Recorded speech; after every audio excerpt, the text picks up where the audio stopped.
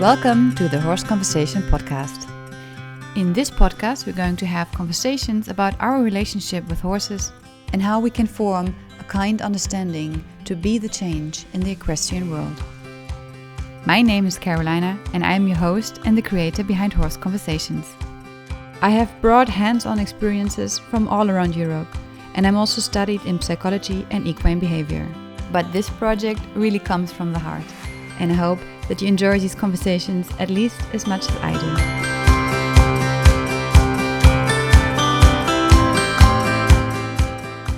do. Welcome back to the next episode of the Horse Conversations podcast. In this episode, I want to talk to you about management and boarding facilities, and this in the case of me moving my horse to another boarding facility. For those of you who don't follow me or haven't followed me in the recent weeks, I live in the Netherlands and I have a horse. And in the Netherlands, space is somewhat scarce resource here, and I don't have space at my home to have my horse at home. So I am using boarding facilities. And the boarding facilities in the Netherlands are also not what most maybe American followers will think of. So our boarding facilities are mostly small. And yeah, as I said, space is scarce. And also the concept of keeping the horses outside is somewhat new and controversial, sometimes even. But there's a lot to say about this. But first, let's start with what are the needs of horses and what can and should we provide them in our management, in the boarding facilities, or when you have a horse at home. And of course, we have to talk about species-appropriate living conditions. So species-appropriate living conditions are what we call the 3 Fs, which is freedom, friends, and forage. These are the basic needs every horse has. Access to friends, so other horses, to have a social interaction. Access to freedom, which means to have space to walk around, to have enough space to move in an appropriate way, which is not just like turning or going from one side to the other. And to have access to forage, which means to have 24/7 access to the best hay you can get. So dry hay would be the best option with low calories, low sugar. But to have the needs fulfilled of a horse, we have to go a little bit further. And there is also the aspect of being able to live one's personality, to express oneself, to have access to more than just the basic forage, which means also to have a feeding plan that fits to the physical needs and system of a horse, and also to have access to like more enrichment activities we would call nowadays, which is foraging, also branches, leaves, and the whole food spectrum of a horse, which I will be covering in the future in a different post. There should also be an optimum of health care. So we should care for the horse's health, the hooves, the teeth, the gastric system, everything, including have care when there have been accidents, skin care for horses with sensitive skin conditions, and also having the opportunity to have some kind of occupation, to have something to do, to be stimulated mentally and physically in a healthy way. So these are the basic needs that we all have to keep in mind when we choose a boarding facility or when we choose to set something up ourselves. But of course, we are human and we don't live in an ideal world. So we have to consider our own needs, wishes, and possibilities as well. And this also means to be very honest about yourself, of what you can provide in terms of financial possibilities, in terms of time, what kind of space you have available, what are your wishes for your horse, what kind of horse do you want to have actually, what kind of horse person do you want to be, what are you striving for to achieve with your horse, and how do you imagine spending your time with your horse. So if you want to work with your horse or you want to ride with your horse, there are certain things that you have to consider too. Are there possibilities for me to have an arena maybe, or nice outside trails or hiking if you want to do that? So you also have to look at the situation from your own perspective, so you don't end up being completely unhappy going there every day. But of course, the needs of the horse are the ones that are bigger and more important. And from there, we can make compromises in which we find a good common ground for the both of us. And of course, the boarding itself can be a very sensitive topic as well for facility owners as for the horse owners. So it's all easier said than done. I totally can say that too from my experiences.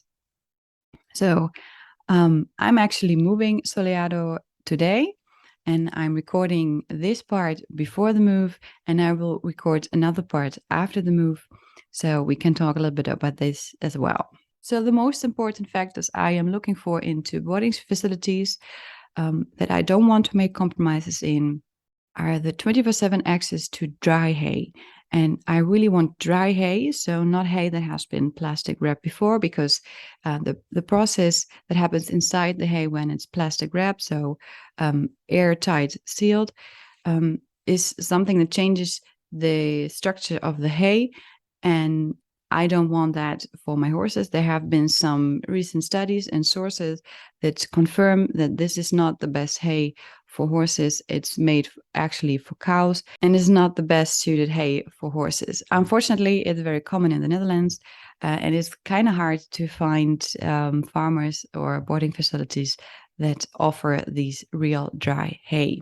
Then I want, of course, access to an area that is big enough to roam freely.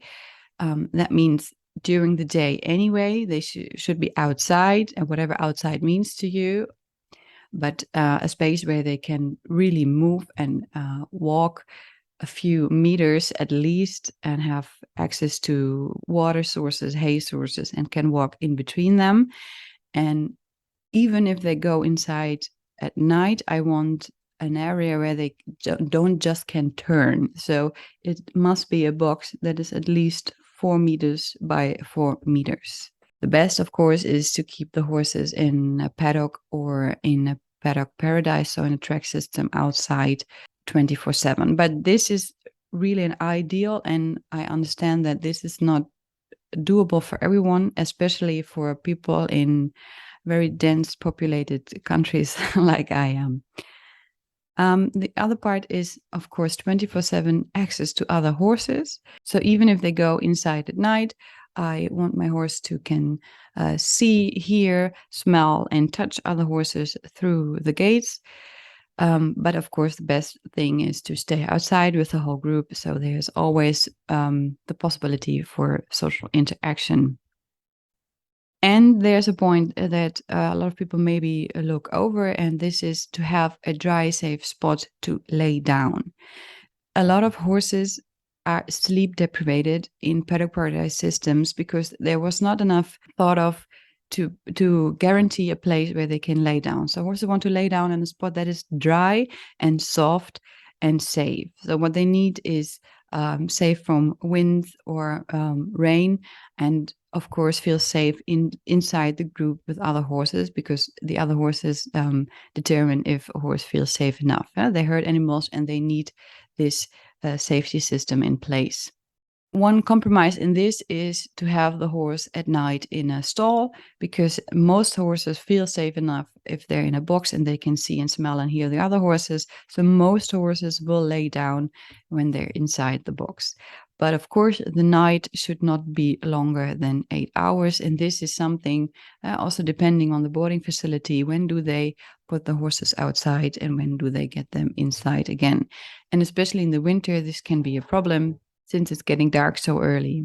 So I will be moving Soleado to a new facility where they can offer all of these. So this was the main reason.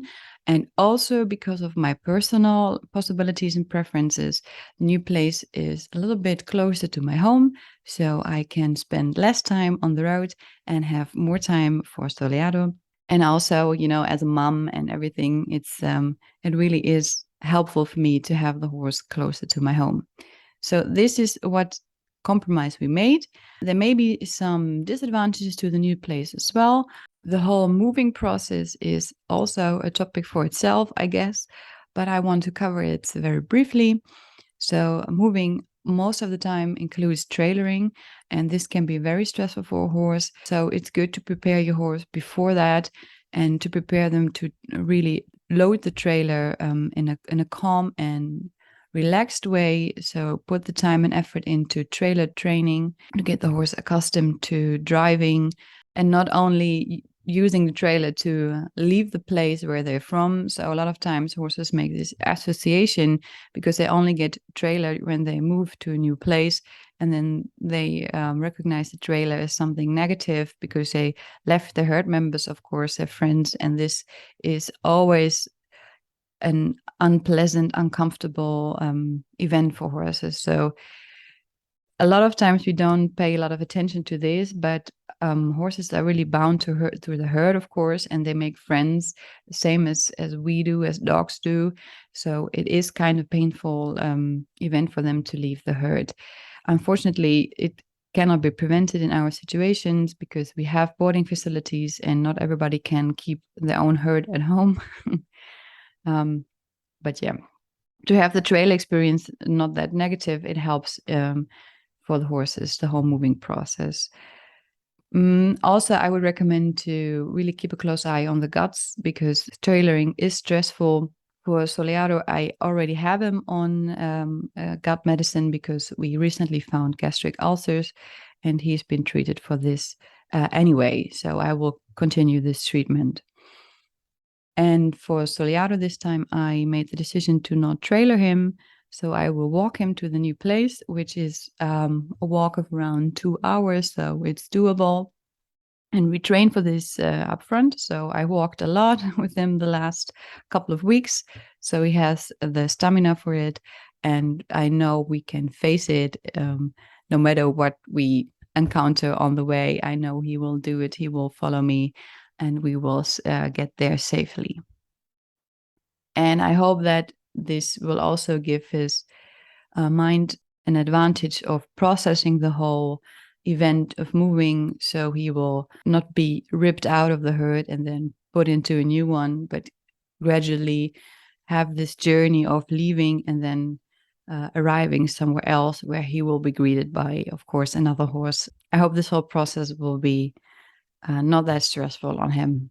And after the moving, of course, I will give him some time to settle in before we pick up any training, except of what we already do, because, you know, I'm training with a lot of positive reinforcement and very softly. So if I will continue to ask what we already trained, he will feel safe and secure with me, but I won't ask anything new. So I won't pick up riding anytime soon anyways.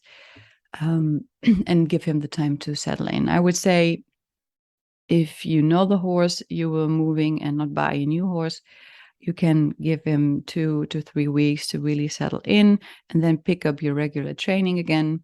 You will see that he will find his place very quickly. With the new horses can be very different. So when I bought Soleado and brought him to the place we are leaving today, he needed like almost 3 months to settle in. So this was a little bit longer, but also because he comes from Spain and he has some traumatic experiences in the past and he was moving a lot. I just gave him more time anyways, and I did not train him. We just spent time together and he had a really great start at the facility we were boarding then.